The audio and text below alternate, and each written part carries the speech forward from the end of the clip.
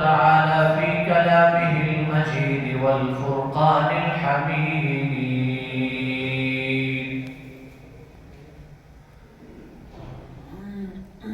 أعوذ بالله من الشيطان الرجيم.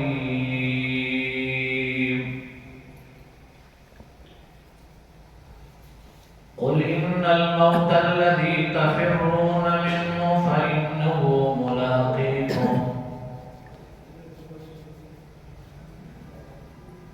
وقال الله تبارك وتعالى في مقام آخر كل نفس ذائقة الموت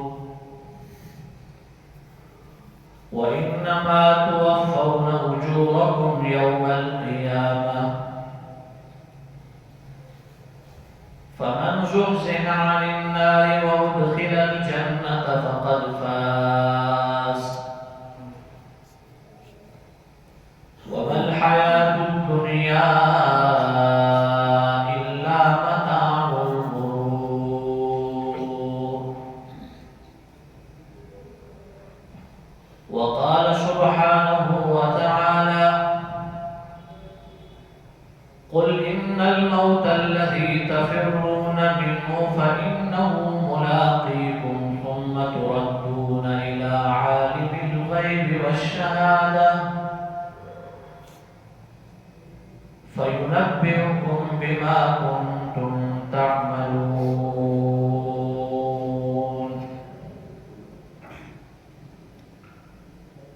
وقال النبي صلى الله تعالى عليه وسلم إن هذه القلوب تصدع كما يصدع الحديد إذا أصابه الماء. قيل وما جلاؤها يا رسول الله؟ قال كثرة ذكر الموت وتلاوة القرآن.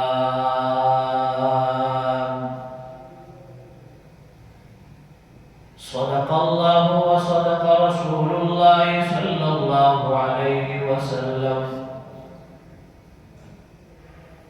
سبحانك لا علم لنا إلا ما علمتنا إنك أنت العليم الحكيم.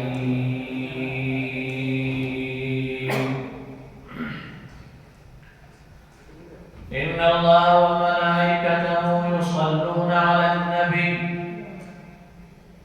يا أيها الذين آمنوا صلوا عليه وسلموا تسليما. اللهم صل على سيدنا ومولانا محمد وعلى آل سيدنا ومولانا محمد وبارك وسلم وصل عليه.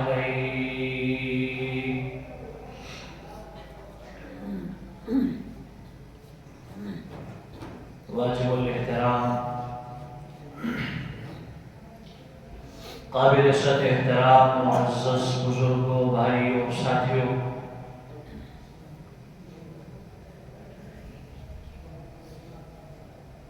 कुरान करीम के मुख्तलिफ मकामात से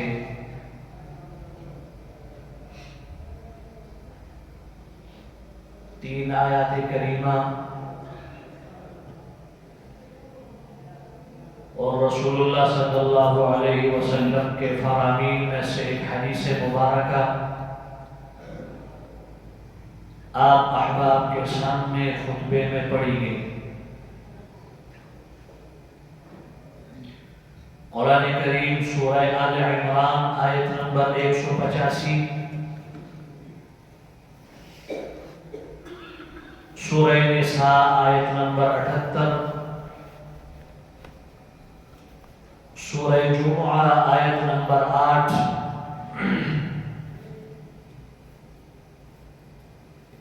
और बहकी शरीफ की रिवायत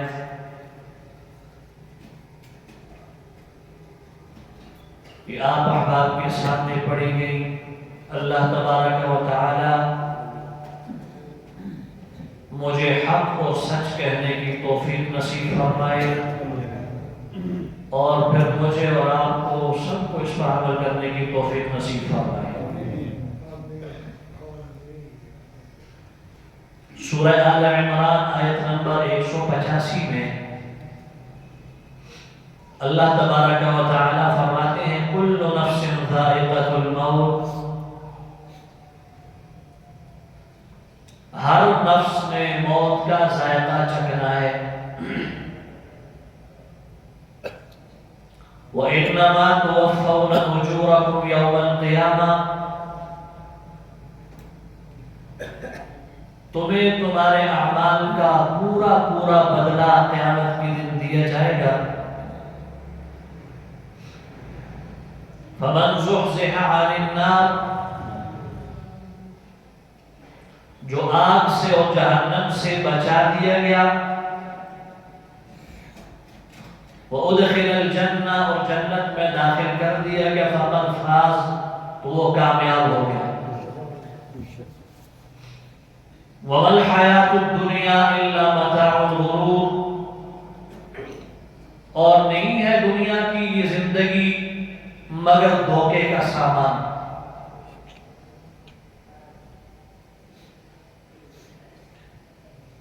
سورہ نساء آیت نمبر 78 میں اللہ تبارک و تعالی نے فرمایا اَيْنَمَا تَكُونُوا يُدْرِكْكُمُ الْمَوْتُ، تم جہاں کہیں ہو موت تمہیں پالے گی۔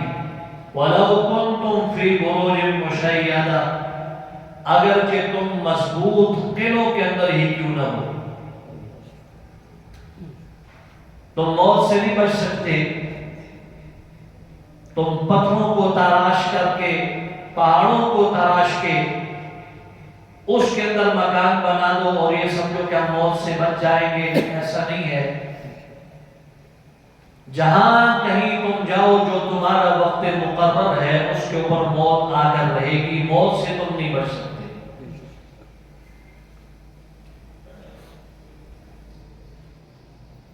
سورہ جمعہ آیت نمبر 8 میں اللہ نے فرمایا قُلْ إِنَّ الْمَوْتَ الَّذِي تَفِرُّونَ مِنْهُ فَإِنَّهُ مُلَاقِيكُمْ،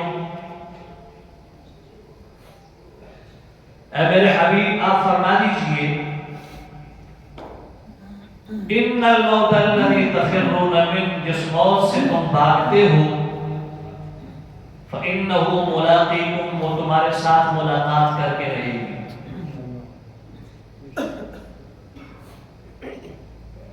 نبی کریم صلی اللہ علیہ وسلم کی حدیث مبارکہ ہے، بحقی شریف کی روایت ہے،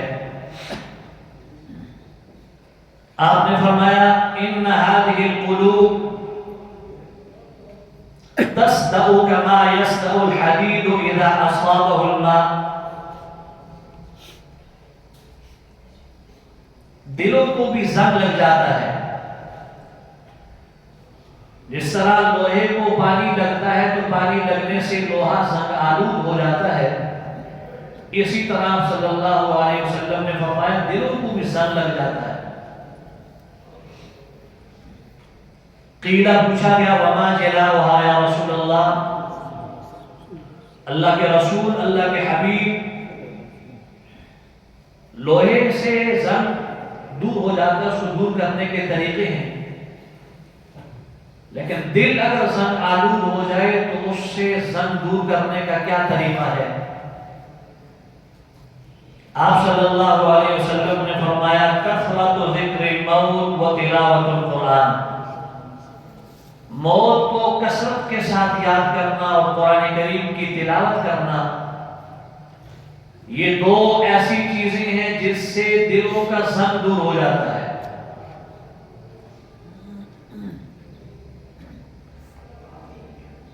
میں اور آپ آج ایک حادثاتی دور سے گزر رہے ہیں، آئے روز سنتے ہیں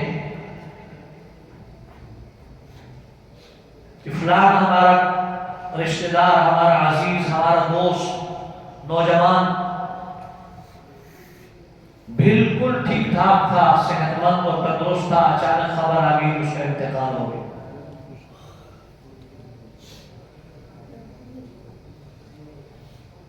آئے روز ہم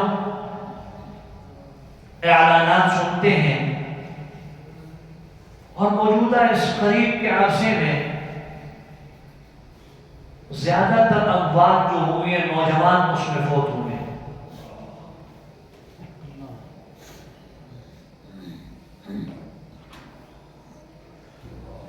نبی کریم صلی اللہ علیہ وسلم نے فرمایا یبعث کل عبد یوم القیامت علی ما مات علیہ، قیامت کے دن آدمی اسی حالت میں اٹھایا جائے گا جس حالت پر اس کی موت آئی ہے۔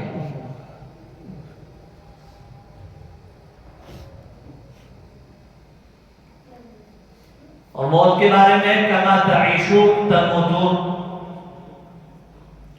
جس طرح تم زندگی گزارو گے ایسے ہی تمہیں موت آئے گی۔ وَكَمَا تَمُوتُونَ تُبْعَثُونَ، اور جس حالت میں تمہیں موت آئے گی اسی حالت میں تمہیں قبر سے اٹھایا جائے گا۔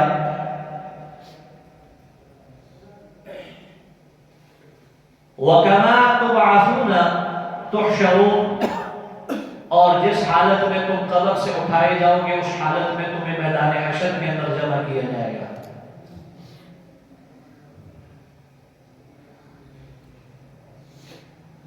ہم میں سے ہر ایک آدمی دو باتیں جانتا ہے۔ پہلی بات تو یہ ہے کہ موت یقینی ہے، موت نے آنا ہے، کہ ہر شخص جانتا ہے۔ اور دنیا میں ہر مسئلے میں اختلاف موجود ہے، علماء کا اختلاف، کسی مسئلے میں ڈاکٹروں کا اختلاف ہے، انجینئروں کا اختلاف ہے، مختلف مذاہب کا اختلاف ہے۔ ایک اٹل حقیقت اور ایک اٹل مسئلہ جس میں آج تک جس کا کوئی منکر موجود نہیں ہے، اللہ کے وجود کے منکر ہیں، رسالت کے منکر ہیں، عقیدہ آخرت کے منکر ہیں، لیکن دنیا میں کسی بھی مذہب کے ماننے والا آپ ایسا شخص آج تک آپ نے نہیں سنا ہوگا جو یہ کہے کہ موت نے نہیں آنا۔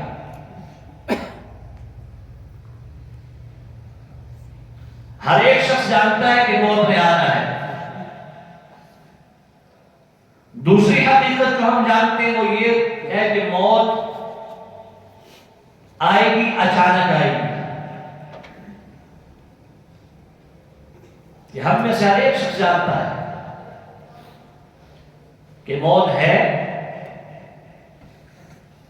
اور موت بتا کے آئے گی بھی نہیں۔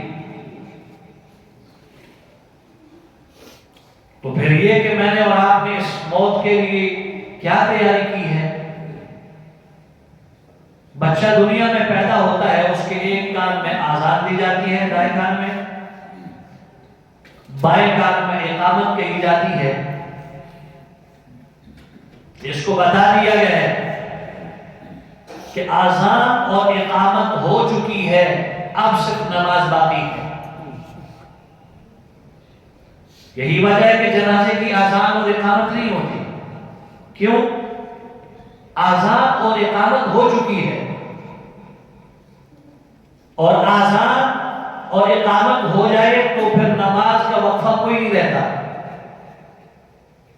میں اور آپ دنیا میں اتنی زندگی گزارنے کے لیے آئے ہیں جتنی آزان ہونے کے بعد اقامت ہو جائے اور اقامت کے بعد جو نماز کھڑی ہوگی، اتنی دیر کے لیے میں اور آپ دنیا میں آئے ہیں۔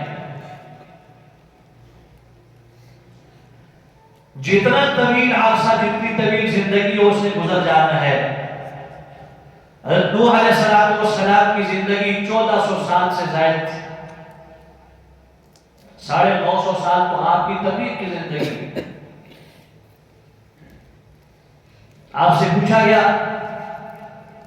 کہ آپ نے بہت لمبا عرصہ پایا، لمبی زندگی 1400 سال سے زائد کا عرصہ آپ نے پایا، آپ بتائیں کہ یہ زندگی کیسے گزری؟ تو حضرت نے فرمایا کہ میں نے زندگی کو ایسے پایا جس طرح ایک مکان ہو، اس کے 2 دروازے ہوں، ایک دروازے سے داخل ہو کے دوسرے دروازے سے انسان نکل جائے۔ 1400 سال زندگی میں نے اس طرح پائی ہے۔ اگر 1400 سال سے زائد کی زندگی ایسی ہے، میرے اور آپ کی اوسطاً عمر تو رسول اللہ صلی اللہ علیہ وسلم نے فرمایا ما بین 60 الی 90، 60 سے 70 کے درمیان ہماری زندگی ہے. اس میں سے 8 گھنٹے آپ آرام کے اور نیند کے نکال دیں، تیسرا حصہ نکل جائے، کتنے رہ جائیں گے؟ 60 میں سے 40، 40 میں سے 15 سال جو ناسمجھی کے، عدم بلوغ کے، 15 وہ نکال دو، پیچھے 25 سال کی زندگی رہ گئی. 25 سال زندگی میں واش روم میں، قضاء حاجت میں، یہ مل ملا کے تقریباً 3 سال ہی بن جاتے ہیں. کرتے کرتے انسان کی جو ساری زندگی اگر نچوڑ اور خلاصہ نکالا جائے 16-17 سال زندگی انسان کی بچ جاتی ہے، جس کو صافی زندگی کہتے ہیں. اسلام کہتے ہیں کہ مرغ اگر ذبح کیا جائے اس کے اتنا وزن ہے، صافی گوشت اس میں اتنا ہے. تو صافی زندگی انسان کی اگر اس کو دیکھا جائے 17-18 سال 16 سال ہی بڑھتی ہے.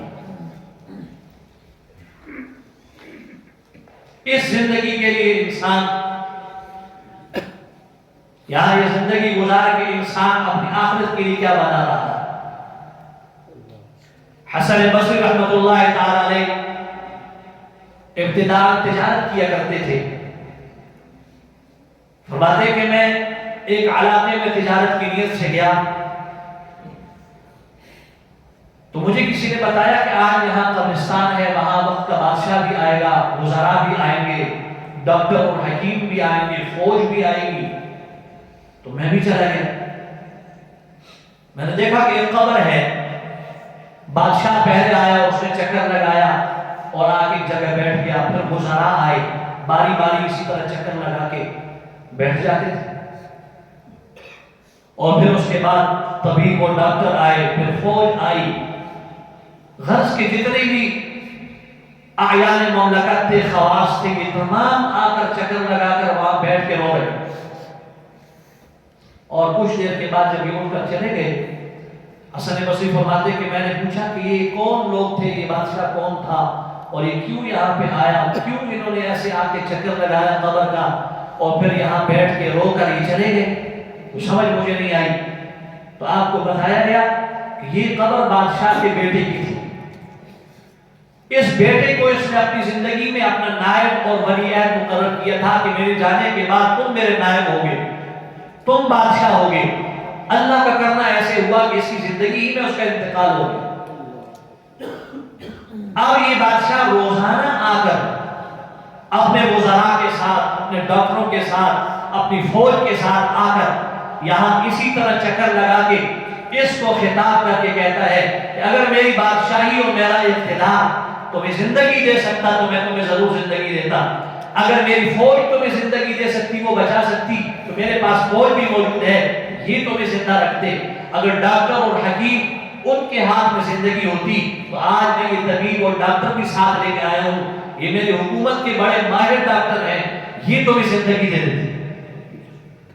لیکن موت اور حیات کا نظام میرے رب نے اپنے ہاتھ میں، اپنی قدرت میں رکھا ہے، کسی کو نہیں دیا، اس کی مرضی ہے، اس نے زندگی ہی کے اندر تو میری زندگی میں تمہیں موت دے دی، میں کچھ نہیں کر سکتا.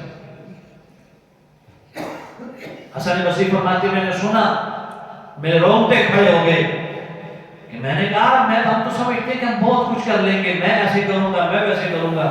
اگر ایک بادشاہ ہو کے ہر قسم کی افرادی قوت بھی اس کے ساتھ ہے، فوج بھی اس کے ساتھ ہے، ڈاکٹر اور طبیب اور دنیا کے ہر قسم کے وسائل، ہر قسم کے مال و دولت اس کے پاس موجود ہے، وہ اگر اپنے بیٹے کو زندگی نہیں دے سکتا تو میں اور آپ کیا کریں گے؟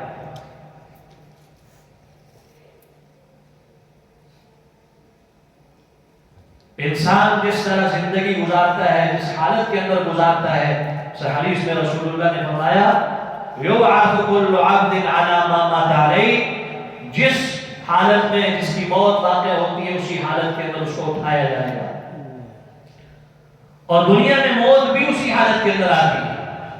میں زندگی اللہ کی نافرمانی میں، اللہ کی بغاوت میں، فسق و فجور کے اندر گزاروں اور دعا کرتا ہوں کہ میں موت کے وقت مجھے کلمہ شہادت نصیب ہو جائے، ایسا نہیں ہوتا. یہ اللہ کا قانون نہیں ہے، یہ اللہ کا عدل نہیں. امام ابو بکر عیاش، امام نووی رحمۃ اللہ تعالی شارح مسلم ہیں، انہوں نے مسلم شریف کی شرح کے اندر ان کا واقعہ لکھا، بڑے نیک اللہ کے ولی تھے، وفات کا وقت قریب آیا، ان کی بیٹی تھی وہ پاس بیٹھی ہوئی رو رہی تھی، انہوں نے کہا کیوں رو رہے ہیں؟ گھر والے رو رہے ہیں۔ بیٹی نے کہا ابا جی پتہ نہیں آپ کا مستقبل کیسے ہوگا، قبر کے اندر آپ کے ساتھ اللہ کا کیا معاملہ ہوگا، حشر میں کیا ہوگا، میں یہ حالات سن کے پریشان ہوں، دیکھ کے آپ کو کہ آپ کی موت کا وقت ہے، میں بڑی پریشان ہوں۔ تو امام ابو بکر عیاش رحمۃ اللہ تعالیٰ، بیٹی آپ کو پریشانی کی ضرورت نہیں ہے، جس کمرے میں آپ کا باپ موت کا انتظار کر رہا ہے، 30 سالوں سے روزانہ ایک قرآن میں یہاں اس کمرے میں ختم کرتا ہوں۔ آپ حساب لگائیں، 30 سال سے میرا معمول یہ کہ روزانہ ایک قرآن کریم وہ اس کمرے میں جہاں میں موت کا انتظار کر رہا ہوں یہاں میں قرآن کریم ختم کیا کرتا تھا، اور مجھے اللہ سے امید اور توقع ہے کہ میرا اس کے کلام کے ساتھ اتنی محبت تھی وہ اللہ میرے اوپر رحمت کا معاملہ فرمائے گا۔ پھر وہی ہوا، قرآن کریم کی تلاوت کر رہے تھے، ایک منزل آپ نے پڑھی اور قرآن کریم کی تلاوت کرتے ہوئے وہ پرواز کر گئے۔ یہ وہ چیز ہے جس کے بارے میں فرمایا گیا کما تعیشون تموتون، جس طرح زندگی گزارو گے، جن کاموں کے ساتھ تمہاری محبت ہوگی، تمہاری موت بھی اسی حالت کے اندر آئے گی۔ امام ابو زرعہ الرازی مشہور محدث گزرے ہیں، جن کے بارے میں امام احمد بن حنبل رحمۃ اللہ علیہ فرمایا کرتے تھے یہ ایسا نوجوان ہے کہ 7 لاکھ صحیح احادیث میں سے 6 لاکھ حدیث اس نوجوان کو یاد ہے، ساری زندگی حدیث کا علم حاصل کیا، پھر حدیث کا درس دیتے رہے۔ ان کے ایک شاگرد ان کی مجلس میں بیٹھا، مسائل میں کافی دیر لگ گئی، رات کو گھر واپس ہونے میں دیر لگی، بیوی نے کہا کہاں پر تھے ابھی تک؟ اس نے کہا کہ میں اپنے استاد کے ساتھ تھا، کچھ مسائل تھے اس پہ بحث ہو رہی تھی، دیر ہو گئی۔ تو بیوی نے کہا کہ آپ کے استاد کو بھی کچھ نہیں آتا، آپ کو بھی کچھ نہیں آتا، ویسے وقت جو ہے آپ نے وہ ضائع کر رہے ہیں۔ تو اس نوجوان نے فوراً قسم اٹھائی کہ اگر میرے استاد کو 1 لاکھ حدیثیں یاد نہ ہو تو تمہیں 3 طلاق ہیں، تم فارغ۔ بات تو کر دی، بعد میں پریشان کہ اب میرے استاد کو 1 لاکھ یہ حدیثیں یاد بھی ہوں گی یا نہیں، پریشان ہوئے۔ جو ہی صبح ہوئے اپنے استاد کے پاس پہنچے اور ان سے کہا کہ میں نے رات کو بیوی کے ساتھ میری ایسی تلخی ہو گئی اور میں نے ان سے کہا اپنی بیوی سے کہ اگر میرے استاد کو 1 لاکھ صحیح احادیث یاد نہ ہو تو میں 3 طلاق ہیں، اب میں پریشان ہوں۔ تو استاد جی نے کہا کہ آپ کو پریشانی کی ضرورت نہیں ہے، اس کو اپنے نکاح میں رکھو، وہ آپ کی بیوی ہے، مجھے تو 1 لاکھ حدیثیں ایسی یاد ہیں جس طرح تمہیں سورہ اخلاص یاد ہے۔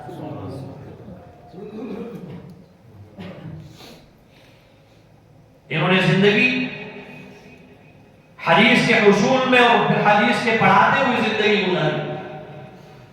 ان کے موت کا وقت قریب تھا، 3 شاگرد ان کے پاس بیٹھے ہوئے ہیں، امام ابو مسلم، منذر بن شاذان اور ایک اور شاگرد تھے ساتھ بیٹھے ہوئے ہیں۔ اب حدیث لا تقولوا موتاکم بلا الہ الا اللہ، جو قریب المرگ ہو، وفات کا وقت ہو تو اس کے قریب جو حضرات ہوں ان کو کلمے کی تلقین کریں اس کو۔ اب یہ شاگرد کہتے ہیں کہ ہم اپنے استاد کو کیسے کہیں کہ آپ کلمہ پڑھو یا کلمے کی تلقین، ساری زندگی ہم ان سے حدیثیں سنتے رہے، آج کیسے انداز میں ہم اپنے استاد کو یہ کہیں؟ مشورہ آپس میں انہوں نے کیا کہ ہم ایسے کرتے ہیں کہ حدیث کی سند پڑھتے ہیں۔ حدیث میں 2 چیزیں ہوتی ہیں، ایک سند اور ایک متن ہے۔ سند اس کو بولتے ہیں جو درمیان میں راوی ہو، مثال کے طور پر میں نے اپنے استاد سے پڑھا، انہوں نے اپنے استاد سے، یہ حدیث کی سند ہوتی ہے۔ اور متن اس کو کہتے ہیں جو رسول اللہ صلی اللہ علیہ وسلم کے الفاظ ہوتے ہیں۔ تو ان تینوں نے کہا کہ ہم یہ جو حدیث ہے، حدیث پڑھ کے ہم اس کی سند پڑھتے ہیں، جب سند پڑھیں گے تو متن خود ہمارے استاد کو یاد آ جائے گا، وہ پڑھ لیں گے۔ ایک شاگرد نے اپنے حدیث متن پڑھا اور سند پڑھی، دوسرا جو شاگرد تھا اس نے اپنی سند پڑھی، تیسرے نے اپنی سند پڑھی۔ اب یہ نظر کی حالت میں ہے انہوں نے اپنی سند بھی پڑھی، عن معاذ بن جبل، سند پڑھ کے آخر میں صحابی کا نام لے کے عن معاذ بن جبل رضی اللہ تعالی عنہ من قال آخر کلامی لا الہ الا اللہ دخل الجنہ، یہ الفاظ کہے اور روح پرواز کر گئی۔ سب حدیث بھی نہیں پڑھی لا الہ الا اللہ، حدیث کی سند اور متن پڑھ کے، کیونکہ زندگی میں حدیث کے ساتھ محبت و الفت تھی، ساری زندگی حدیث کے درس و تدریس کے اندر گزاری، تو اللہ تبارک و تعالی نے موت بھی ایسی حالت کے اندر عطا فرمائی۔ یہ وہ چیز ہے جس کے بارے میں کہا گیا کما تعیشون تموتون، جیسے تم زندگی گزارو گے ویسے ہی تمہیں موت آئے گی، اور اگر زندگی اللہ کی فسق و فجور کے اندر گزاری ہو تو اس کی مثالیں پھر ہمارے سامنے موجود ہیں۔ جناح اسپتال کے ڈاکٹر نور محمد بڑے دیندار ڈاکٹر گزرے ہیں، یہ وہاں آپریشن تھیٹر میں ہوتے تھے، وہ آئی سی یو وارڈ میں، تو انہوں نے اپنی زندگی کے مشاہدات پر کتاب لکھی ہے اور اس میں مختلف قسم کی امراض کا انہوں نے تذکرہ کیا۔ کہتے میرے پاس ایک مریض آیا، اب اس نے گانے لگائی ہوئے، ٹیپ ریکارڈر اس کے پاس ہے، وہ سن رہا ہے، بند کرتے ہیں، وہ بغیر اختیار کے پھر اس کو آن کر دیتا ہے، ہم اس کو اٹھاتے ہیں، وہ گالیاں دیتا ہے، دور نہیں ہونے دیتا اس ٹیپ ریکارڈر۔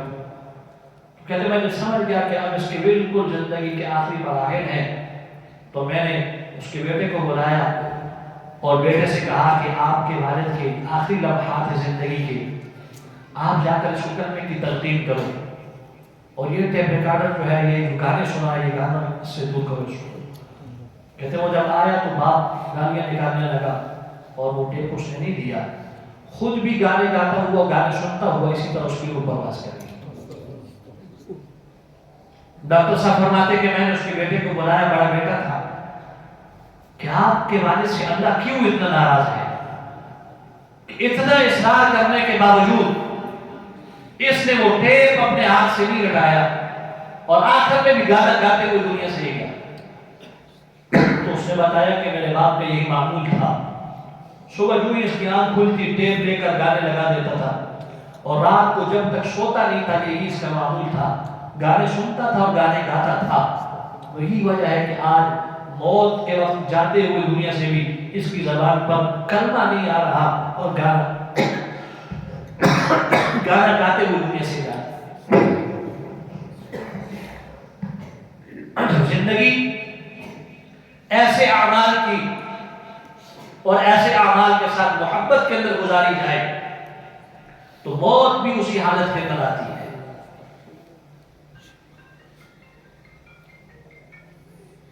یہ کچھ عرصہ قبل ہمارے ایک استاد، ہمارے مانسر کے ایک عالم دین ہے، وہ ایک نوجوان لڑکے کا واقعہ سنا رہے تھے کہ ایک ٹک ٹاکر تھا دانیال خان کے نام سے، اور ٹک ٹاک پہ اس کی فاش ویڈیو یہ ڈالا کرتا تھا۔ اب دوستوں کے ساتھ جا رہا ہے، گاڑی کے اندر موبائل اس نے آگے ڈیش بورڈ کے اوپر رکھا، وہ اپنی ویڈیو ریکارڈنگ کر رہا ہے، ساتھ تین ساتھی اور تھے، راستے میں ایکسیڈنٹ ہوا، اور ایسا ایکسیڈنٹ ہوا اور سپیڈ کی وجہ سے کہ لاشوں کی پہچان بھی نہیں ہو سکتی تھی، لاشیں مسخ ہو چکی تھی، اور وہ گانا اسی طرح بج رہا تھا۔ وہ جب بعد میں ویڈیو ریکارڈنگ سنی گئی، ایسی آوازیں ان سے آ رہی تھی جس طرح جانور کو ذبح کرتے ہوئے، جانور کو ذبح کرتے ہیں ان کے گلے سے جو آوازیں آتی ہیں، اس طرح کی آوازیں ان سے آ رہی تھی۔ اس ریکارڈنگ کے اندر آج بھی وہ موجود ہے اور نیٹ کے اوپر وہ دیا ہوا۔ زندگی ان اعمال کے اندر گزاری تو اللہ تبارک و تعالی نے موت بھی پھر اسی طرح دی، اور جن لوگوں نے زندگی اپنے دین کے لیے وقف کی، اللہ اور اللہ کے رسول کے رضا کے لیے انہوں نے اعمال کیے، ان کی موت بھی اسی حالت کے اندر آئی جس طرح زندگی انہوں نے گزاری۔ امام ابو یوسف رحمۃ اللہ تعالی علیہ آخری وقت میں جب فوت ہو رہے تھے، ان کے شاگرد ابراہیم بن جراح وہ آئے اب یہ آخری حالت ہے، نظر کی حالت میں ہے. اپنے اس شاگرد سے پوچھتے ہیں کہ آپ بتاؤ کہ شیطان کو جو کنکریاں ماری جاتی ہیں یہ کس حالت میں ماری جائیں، آیا کہ پیدل یا سواری کی حالت میں؟ سنت عمل اس کے اندر کیا ہے، کس طرح کرنا چاہیے؟ اس نے کہا جی پیدل حالت میں. فرمایا نہیں. فرمایا سواری پر. امام یوسف رحمہ اللہ فرمایا نہیں. اس نے کہا جی پھر کیسے ہو؟ آپ نے فرمایا کل رمی بعدہ رمی فہو ماشٍ، ہر وہ رمی جس کے بعد رمی ہے وہ پیدل حالت میں ہوگی. جس شیطان کو کنکریاں مارنے کے بعد آگے پھر آپ نے کنکریاں مارنی ہیں وہ پیدل حالت میں، اور جس کے بعد رمی نہیں ہے تو وہ سواری کی حالت میں ہو. کہتے ہیں مسئلہ استاد جی نے بتایا، میں باہر نکل کے گیا، اب گلی ہی کے اندر تھا، مجھے آگے بتایا گیا کہ امام یوسف رحمۃ اللہ تعالیٰ کی عروج پرواز کر گئی ہے، وہ دنیا سے رخصت ہو چکی. ساری زندگی فقہ کی خدمت میں گزاری، تو جب موت آئی آخری وقت بھی دنیا سے جاتے ہوئے مسئلہ بتا کے جا رہے ہیں. اور جہاں ایسے نہیں ہے تو پھر ایک ڈاکٹر نور محمد صاحب کہتے ہیں ایک اور مریض میرے پاس لایا گیا جو سامنے ہم کھڑے ہو گالیاں دے رہا ہے، اور فحش گالیاں دے رہا ہے، اپنے بیٹوں کو بھی، اپنے بیوی بچوں کو بھی، مجھے بھی گالیاں دے رہا ہے. ہم کہتے ہیں کلمہ پڑھو، کلمہ اس کے سامنے اونچی آواز میں پڑھ رہے ہیں، وہ گالیاں دے رہا ہے. کہتے ہیں اس کی روح پرواز کر گئی. میں نے اس کے اولاد سے پوچھا، انہوں نے کہا جس کا معمول یہی ہے، گھر میں اگر مرغی ہے اس کو بھی گالی دیتا ہے، اگر بھینس ہے اس کو بھی گالی دے رہا ہے، بچے اس کو بھی گالی دے رہا ہے. جب زندگی اس نے اس حالت کے اندر گزاری تو اللہ تبارک و تعالیٰ نے موت بھی پھر ایسے دے دی. یہی وہ چیز ہے کہ آپ نے فرمایا کما تعیشون تموتون، جس طرح تم زندگی گزارو گے ایسے ہی تمہیں موت آئے گی. وَكَمَا تَمُوتُونَ تُبْعَثُونَ، اور جیسے تم مرو گے جس حالت میں تمہیں موت آئے گی اسی حالت کے اندر تمہیں زندہ اٹھایا جائے گا، تمہیں دوبارہ زندہ کیا جائے گا. اور جس حالت میں تم قبر سے اٹھائے جاؤ گے اسی حالت میں اللہ کے سامنے میدان حشر کے اندر تمہیں لا کے کھڑا کیا جائے گا. ہماری یہ زندگی اللہ تبارک و تعالیٰ نے امانت دی ہوئی ہے اور کسی کو کوئی معلوم نہیں ہے. یہاں بڑے بڑے لوگ آئے، بڑے نامور قسم کے لوگ آئے، لیکن کسی نے یہاں رہنا نہیں ہے، سارے دنیا سے چلے گئے. ہم تو اس دھوکے کے اندر مبتلا ہوتے ہیں کہ ہم ایسے کریں گے تو یہ دنیا کا نظام چلے گا، ہم نہیں ہوں گے تو کیا ہوگا. پیر ذوالفقار صاحب دامت فیوزہم العالیہ، انہوں نے سرگودے کا ایک ذمہ دار دنیا کی بے وفائی انہوں نے ذکر کی کہ دنیا ایک سرگودے کا ایک امیر ترین زمیندار تھا،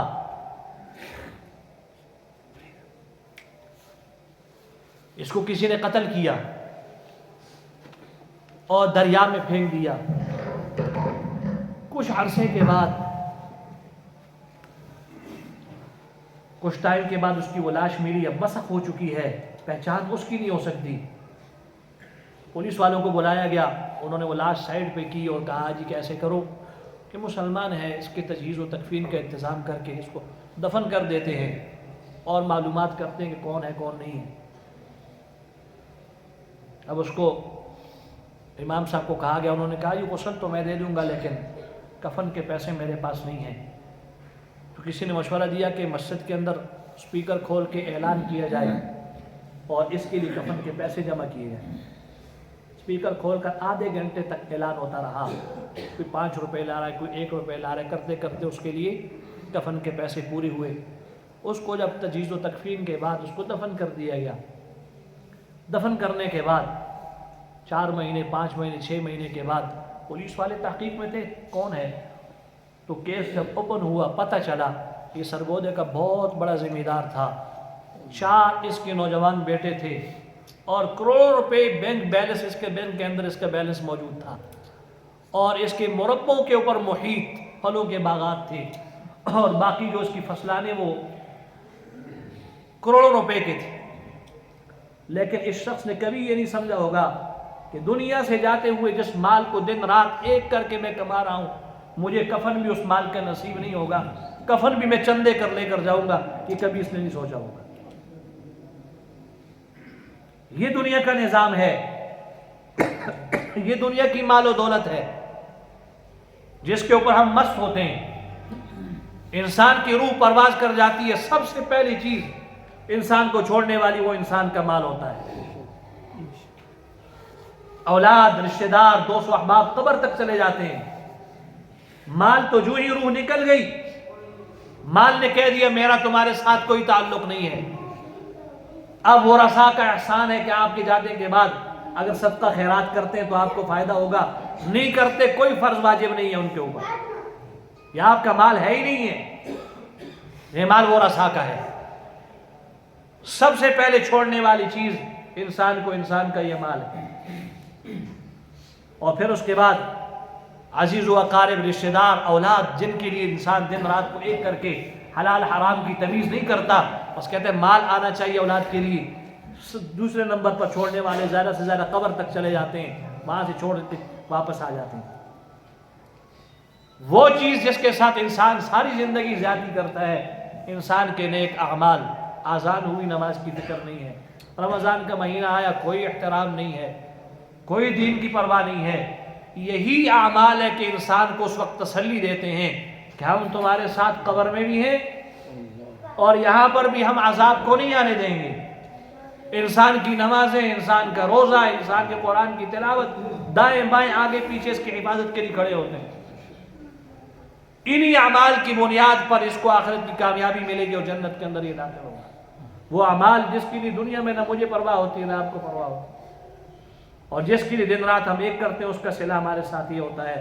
اللہ تبارک و تعالی ہمیں سمجھ کی توفیق نصیب فرمائے، اور زندگی کے یہ لمحات اللہ نے جو دیے ہوئے ہیں اس کو قیمتی بنانے کی اللہ ہمیں توفیق نصیب فرمائے، اور موت کے بعد آنے والی اصل جو زندگی ہے، جہاں کی کامیابی اور جہاں کی ناکامی، اصل کامیابی اور ناکامی ہے، اللہ تبارک و تعالی اس دن کی کامیابی کے لیے ہمیں اعمال کرنے کی توفیق نصیب فرمائے۔ وما علینا الا البلاغ۔